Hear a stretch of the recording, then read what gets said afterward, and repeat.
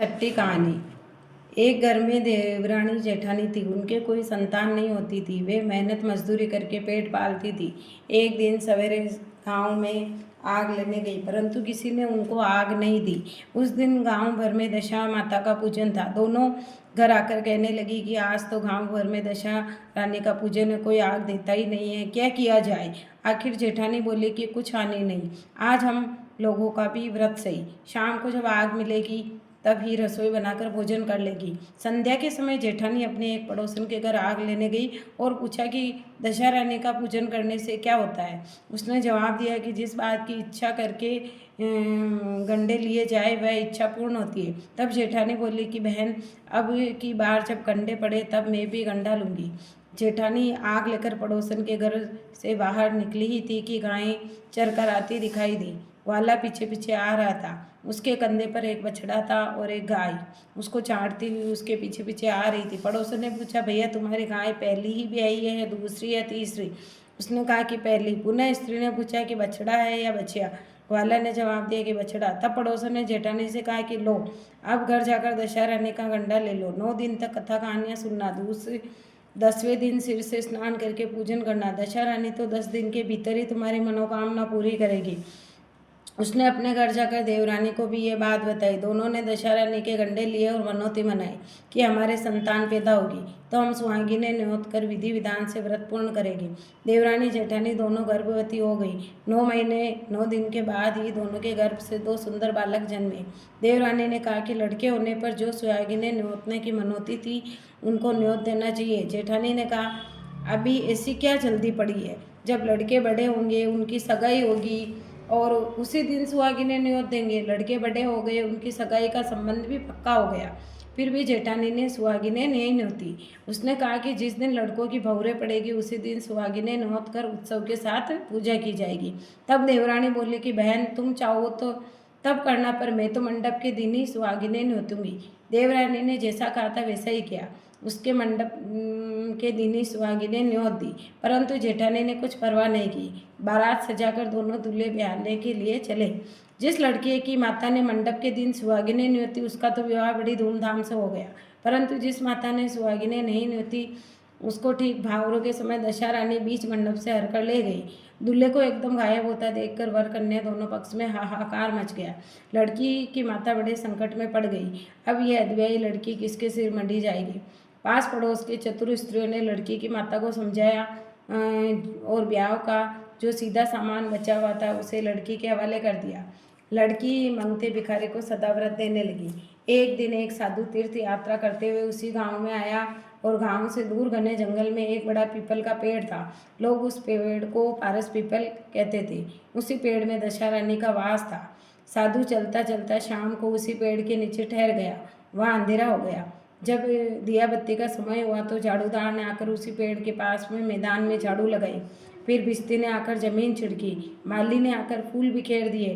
तब अनेक देवता अनेक प्रकार की पोशाकें पहने हुए आकर यथास्थान बैठने लगे। सबसे पीछे स्वर्ग से राजा इंद्र का सिंहासन उतरा। उसी के साथ अनेक अप्सराएं साज सम्मान सहित वहां आई और इंद्र के सिंहासन के सामने नाचने लगी।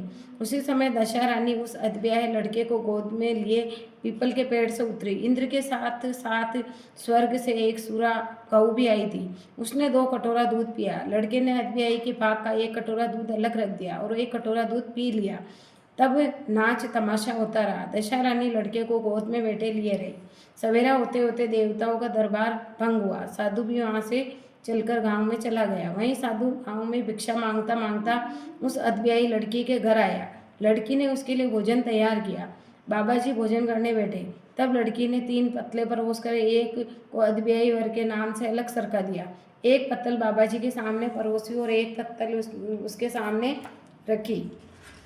बाप जी ने अपने आप कहा, वाह, जो बात वहाँ देखने में आई वही बात यहाँ भी देखने में आई। लड़की ने पूछा, क्या बाप जी?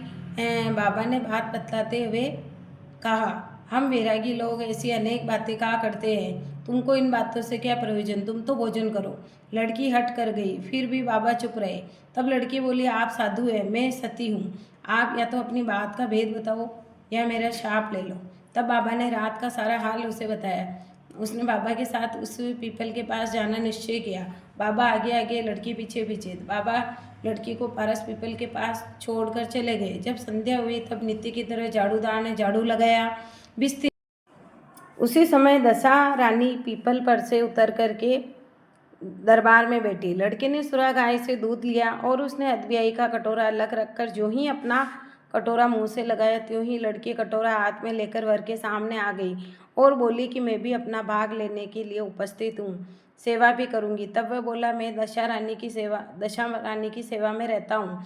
अभी मुझे दरबार में जाकर उन्हीं की गोद में बैठना होगा। यदि तुम मुझे चाहती हो तो दशा रानी को प्रसन्न करो और उनको मुझसे मांग लो। लड़का दशा रानी की गोद में जा बैठा। लड़की अप्सराओं के साथ नाचने लगी। जब सवेरा हुआ तब दशा रानी ने कहा कि यह नई नाचने वाली लड़की बहुत नाची है। उन्होंने कहा, मैं तुमसे प्रसन्न हूँ, मांगो जो भी कुछ मांगो। लड़की ने दशा रानी से वचन लिया कि जो मांगू सो पाऊँ। उसने दौड़कर अपने पति को पकड़ लिया और कहा कि मुझे यही चाहिए। दशा रानी ने कहा, तूने मांगा तो बहुत, परंतु वचन दिया, इस कारण तेरा वर तुझे देती हूँ। राजा इंद्र ने दशा माता से पूछा, हे भगवती, ये क्या भेद है, जरा मुझे भी बताओ।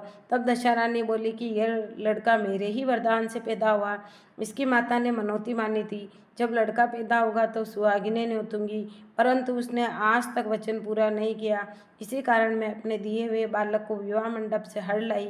उसकी यह अद्विहायी स्त्री है, परंतु पतिव्रता है। इसी कारण ये देव समाज में पहुंचकर मुझसे अपना पति छीन लिए जाती है। दशा रानी के ऐसे वचन सुनकर इंद्र आदि सभी देवताओं ने वर कन्या के ऊपर फूल बरसाए। तब साधु बाबा वहाँ आए। साधु बाबा, उसके पीछे दूल्हा और उसके पीछे लड़की, इस प्रकार तीनों गांव की ओर चले।